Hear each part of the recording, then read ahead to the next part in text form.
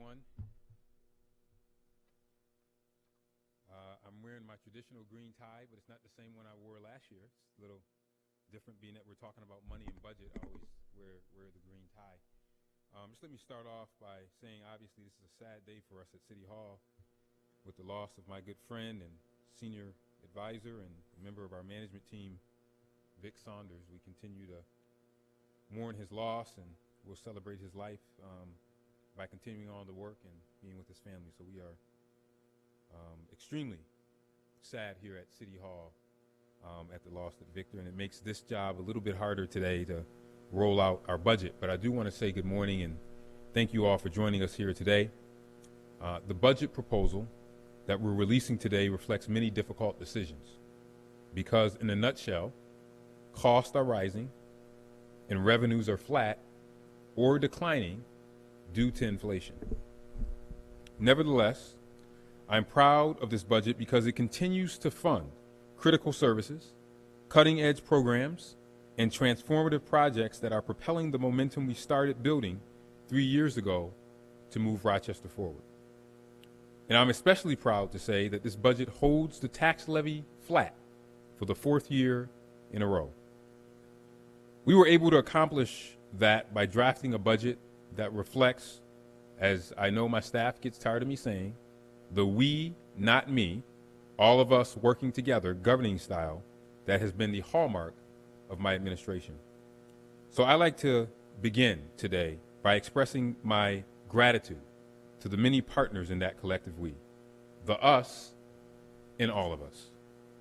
Thank you to my senior management team whose vigilant stewardship of these precious resources powers our momentum while paying heed to the financial challenges of the citizens and business owners of Rochester, especially to the person you'll hear from shortly, my budget director, Suzanne Warren, who will provide a more detailed review of the budget proposal in a few moments.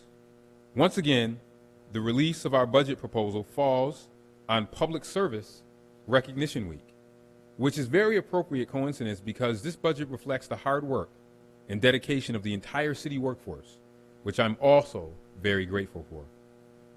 I also want to thank, as well, City Council President Miguel Melendez Jr., Finance Committee Chair Mitch Gruber, and all the members of City Council who provide the oversight that helps ensure these funds are used in the most effective and efficient manner possible. I also want to thank and give a great shout out to Kathy Hochul and our representatives in the U.S. Congress and our state legislative delegation. From their advocacy in Washington, where I just was 2 days ago, that's another press conference, and Albany to ensuring the needs of Rochester get the attention they deserve. Likewise, I'm grateful to County Executive Adam Bello and his team for continuing the strong collaboration between the county and city. Rochester and Monroe County are known in our state capital as the only city and county in the state that submits a unified legislative agenda during each year's budget cycle, and that unity helps propel the momentum that Rochester is currently moving forward. And we'll have some announcements on state budget stuff at a later date. I also want to thank our many partners from the Rochester's nonprofit and human service sector, whose collaboration with my administration brings a multiplying effect to the work we do on behalf of the people of Rochester, especially our most vulnerable residents. As Washington threatens to cut our share of the federal taxpayer funding, notice I say taxpayer, we send more money to Washington than we get back. It was only 2 years that we didn't, and that was doing ARPA. We will rely more and more on the strength of these relationships. Partnerships like our Rock Resilience Roundtable, where we're building the framework to be ready for any cuts that might materialize, will be critical to ensuring our city continues to thrive. And finally, I want to thank the citizens and business owners of Rochester who entrust us with the resources that are meticulously accounted for in this budget.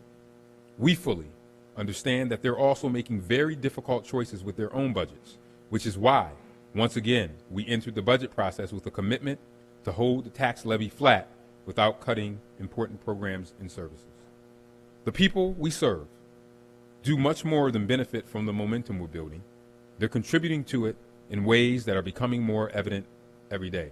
And I was reminded of this last week when we held our annual Clean Sweep event. Now, that was a cold, rainy day, and many of you were there. Despite that steady rain that forced the Rochester Red Wings to postpone the typical post-clean sweep baseball game, still, more than 3,000 residents and visitors set a new participation record when they signed up to help clean and beautify their neighborhoods. I speak for my entire team when I say that I was truly invigorated that day and filled with pride in our city. The proposed budget for the fiscal year 2025-26 is a momentum-building budget that advances our work to create a safe, equitable, and prosperous Rochester by inspiring hope and delivering opportunity for everyone. Overall, it calls for almost $681 million in spending, which is a decrease of just over $27 million from the current year's budget. The majority of that decrease, about $21 million, comes from wrapping up spending on our allotment of the American Rescue Plan Act. So ARPA is going bye-bye.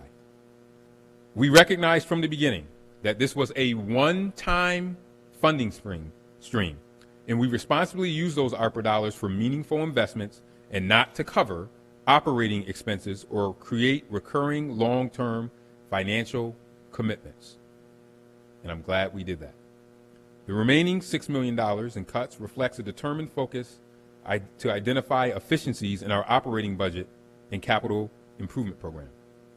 We're relying on more data to prioritize and scale these investments. We are doing what we need to do when we need to do it at the amount that's absolutely necessary. This is fiscal prudence that I mentioned earlier that enables us to keep the tax levy flat for the fourth straight year. This budget also includes no fee increases for refuse and local works funds. It does, however, include a slight increase in our water service fee, which works out to less than $5 on the average water bill.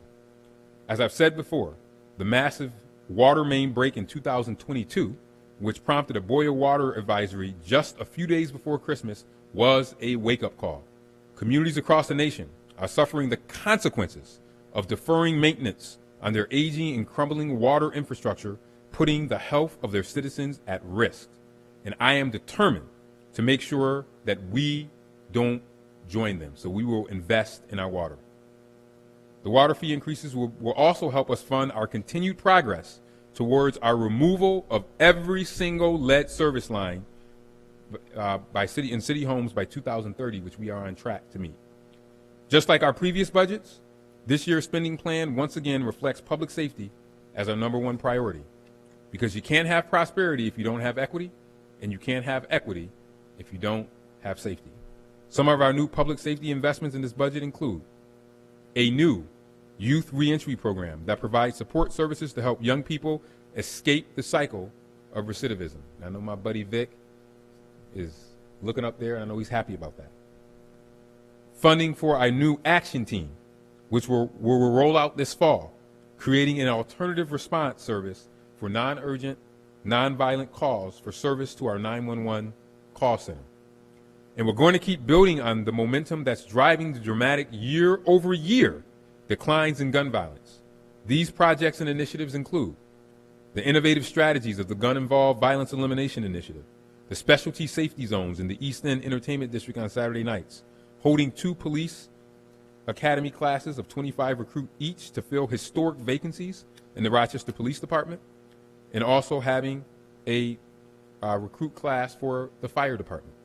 Continuing the work of the Rochester Peace Collective with remaining ARPA funds. Continuing the work of the Advanced Peacemaker Fellowship with city funding that was used by ARPA before, but now we're using local funds. Providing social-emotional health support services for young people in our centers. And the addition of the new esports. I think Mr. Finale, you wrote about my esports gaming lounge, but now the addition of a new esports gaming lounge at the Jackson R Center, which is part of our effort to ensure our centers remain attractive safe havens for city youth.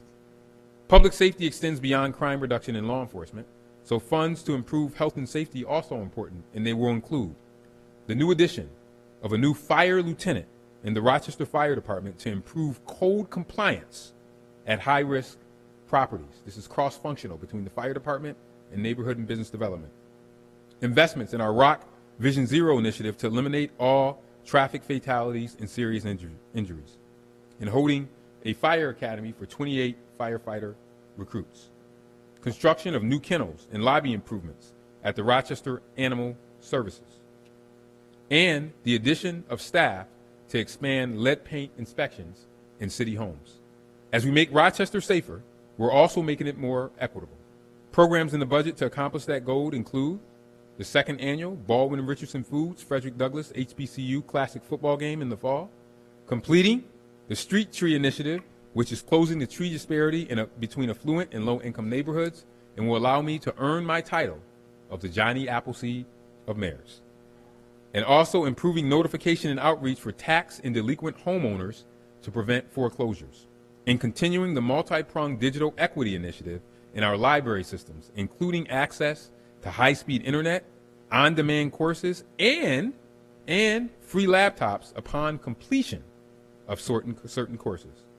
Conducting the first full year of our RPL Go program to bring mobile library services to city neighborhoods, and expanding vending opportunities for historically underrepresented entrepreneurs at the Rochester Public Market and the International Plaza, and creating a new public arts coordinator to empower youth, foster engagement, and beautify urban spaces.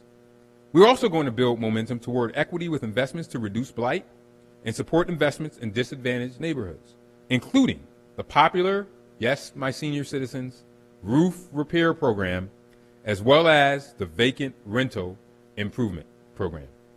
Investments to make Rochester more prosperous include our ongoing commitment to affordable home ownership with programs like Buy the Block, where I just was last Saturday at 2 houses that were just, we cut the ribbon on and someone's moving into it, and our partnership with First Genesis Development Corporation.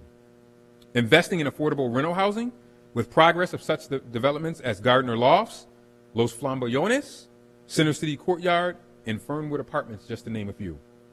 And rolling out our workforce development programs in skilled trades and entrepreneurship training for youth and adults.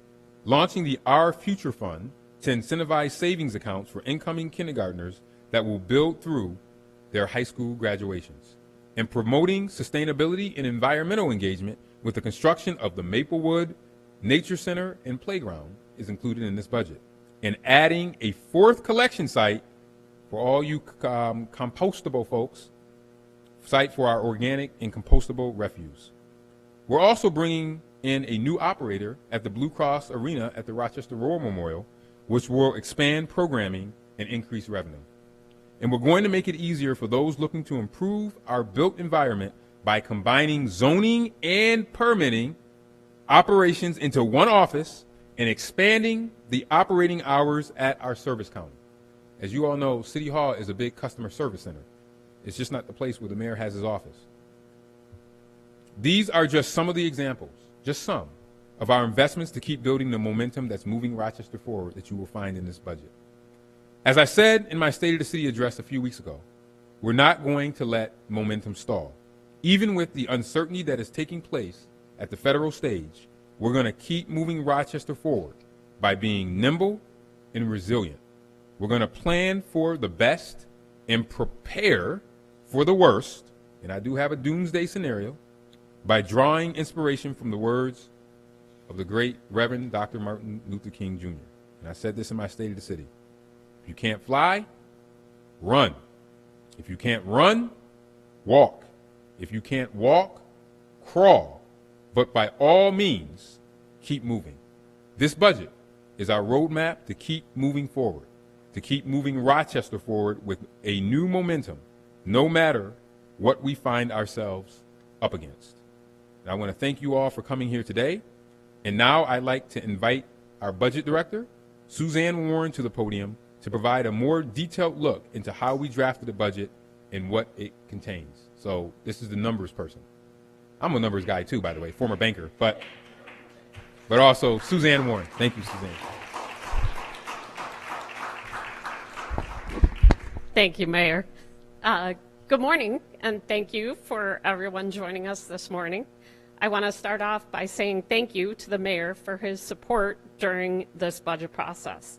It was a very challenging year, but we came out on the other side with what I consider a great budget in light of such uncertain times. I'd also like to thank the deputy mayor for always having an open door for me. I use it a lot. I also want to recognize the efforts of my senior management team colleagues during this budget process. It has been an interesting year, and their cooperation and collaboration helped to make it much easier. Lastly, I can't thank my team and OMB enough who helped put this budget together and dedicated a lot of time and effort and skill into this. I'd like to recognize our Assistant Director, Sarah Boyce, and our dedicated team of analysts, Christina Heiligenthaler, Chevy Lewis, Emily Lohner, Sarah Ruckberg, Josephus Tisdale, and our lost analyst, Ijoma Bridges. I'd also like to thank Bill Gillen from our print shop for support in printing our budget books. I want to remind everyone that you can access the 25-26 budget on our website, www.cityofrochester.gov/budget. From there, you can access the budget in two different formats, an online interactive version in OpenGov and a searchable PDF format. We encourage you to use the online version in OpenGov, which has more functionality, allowing you to drill down to budget line item detail. It's also more accessible because you can convert it into different languages, and it also includes an interactive map in our capital improvement section, so you can see where our investments are going. Our 25-26 proposed budget calls for $680.5 million in spending, a decrease of $27.1 million or 3.8% lower than the 24-25 amended budget of $687.9 million. Much of that reduction, as the mayor said, approximately $20.7 million, comes from ARPA expenditures that at this point are all encumbered and must be fully spent by December 31st, 2026, or return to the U.S. Treasury. We plan to spend all these funds to the benefit of Rochester and not return $1. The remaining $6.3 million is a net reduction that results from reducing operating budget expenditures and the cash capital portion of our capital improvement program in order to deal with large increases in pension and healthcare costs in the face of declining revenues. As the mayor previously mentioned, our 25-26 proposed budget contains no increase to our property tax levy. The mayor simply did not want to pass on the higher cost of government in the form of pension and health care to families who are already making difficult choices in their spending. Despite not raising the tax levy, the state-mandated tax shift will cause the homestead tax rate to increase 1.7%, or approximately $2.30 per month for the typical home assessed at $145,000. This shift results from the continued growth in the value of our residential housing market in comparison to commercial properties. I do often check the Greater Rochester Association of Realtors website, and they have a great page dedicated to just home sales statistics. I looked earlier this week, and the median sales price for single-family homes in the city of Rochester is up 28.9% compared to last April. Just 1 year's difference. Our housing market just does not stop. On the other side, the typical business will see a decrease of $414.66, or $34.55 per month when they receive their tax bill. This is the impact of growth in values combined with the results of the tax shift for them. As the mayor mentioned, again this year we are proposing no increased user fees associated with refuse or trash collection and local works, which are road and sidewalk snow removal, on the tax bills of homeowners and businesses. We do find it necessary to raise water rates, for which the typical homeowner using 60,000 gallons of water per year will see an increase of $18.26, or approximately $1.52 per month. We need to keep investing in our aging water infrastructure to ensure its safety and reliability, as well as maintain the water quality our residents deserve. This budget estimates we will collect a little under $203.4 million in sales tax, which is actually a decrease of $3.8 million from our 24-25 budget of $207.2 million. As we look to balance the budget, we were faced with declining sales tax revenues as consumer spending had tapered off in the face of high inflation. Interest rates are on the decline, which is great for home buyers, but ultimately provides less earnings on the city's investments, resulting in another $3.2 million in lost revenue to the city. I do believe the state budget has now passed, so the one-time temporary municipal assistance that the governor had proposed in her executive budget will come through to us. So we'll look for other investments that may be coming that we were unaware of since the budget was passed so late. As I mentioned earlier, we were faced with higher pension costs as New York State raised rates and healthcare costs continue to rise. These charts are very small, but I think you can tell we don't foresee any reduction in the out years for these two areas. As a result of the increases that we were faced with this year, we challenged our senior management team to find efficiencies to help offset these costs, and they delivered over $10 million worth. Our 25-26 proposed budget includes a net increase of 11 full-time positions. The majority of these positions are related to grants from Monroe County for lead compliance and digital equity programming. A part-time public arts coordinator is converted to full-time thanks to grant funds from the New York State Council on the Arts. Another 4 full-time positions are added for the Neighbors in Action or NEA program, with another 2 added under the supervision of the Chief Data Officer. The remaining net reduction of 3 positions is a result of departmental restructuring or other efficiencies. After considering all these impacts to expense and revenue, this budget proposes to use $25.8 million in fund balance, which is $3.3 million less than what was used in the current year. We expect to restore, at a minimum, 25% of the $28 million that we used in 24-25 due to lower spending. Our fiscal prudence and history of conservative financial management practices allows us to be in this position where we can balance the budget without an increase to the tax levy and still adhere to the required fund balance minimum of 12.5% of general fund expenditures per city policy.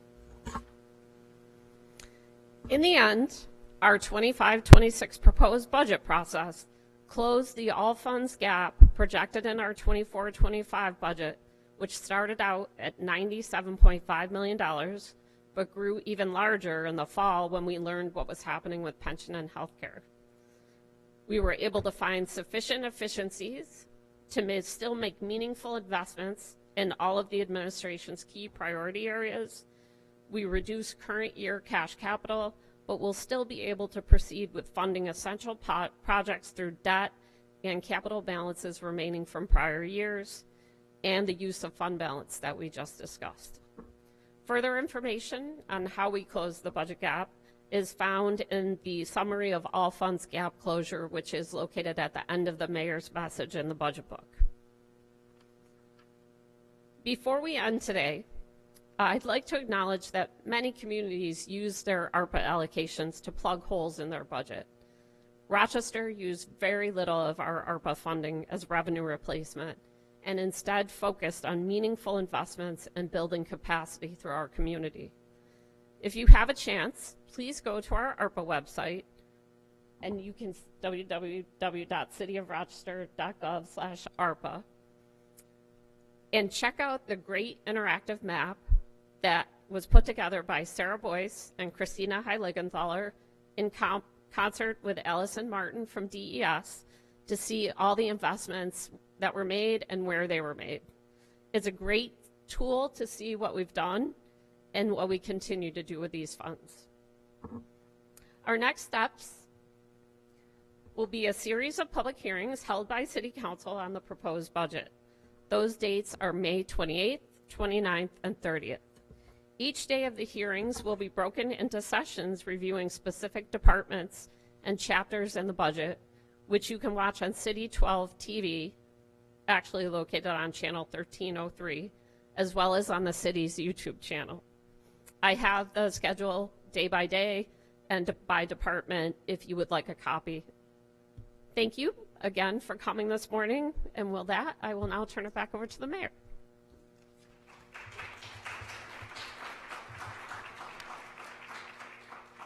Let me just thank again Suzanne for her great stewardship of this process, and of course all of my senior management team that is here. This was not an easy process this year.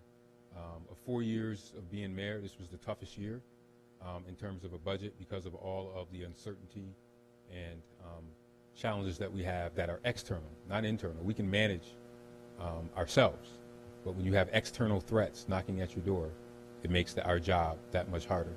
But through hard work and collaboration, we can weather these storms and still deliver on services that are important to the community. And I'm glad that not only did we maintain services, we also expanded services, which is not difficult to do. Again, I want to thank you all for coming here. Our thoughts are with all of my colleagues at City Hall. We lost a very, very good friend and good colleague in Victor Saunders, as well as his family. And a lot of the things that are in this budget are things that Victor helped us launch when he first came to City Hall with me in 2022. So City Hall won't be the same without him here, but the work that he helped me put together is all throughout this budget. The advanced piece, expansion, Rochester Peace Collective, expanding pathways to peace. All those things are in our budget, and that work will continue, and we'll do it in Victor's honor. So I thank you all for coming. I know that those of you that are eggheads, I think you're doing a more in-depth presentation of numbers. And I also just want to urge folks to really go and look at the budget. I mean, we try to be extremely transparent on what we're doing in our budget, including that ARPA tool. Ms. Boyce spent a lot of time on that. So I really hope someone does some stories on the ARPA tool, because we really did what a lot of cities didn't do. We were very judicious, and we tracked every single penny, and we didn't make sure that we spend it on operating costs, and then when it goes away, what do you do? So we were very judicious on that. So please look on that. That's a good tip. I'm giving every news station, that's a good tip to do a story on ARPA. It's gone, and you can see like how our cities and municipalities now handling that. So I thank you all for being here today, and onward and upward, and good budget, hard work, and more to come as we go through this process. Thank you, everybody.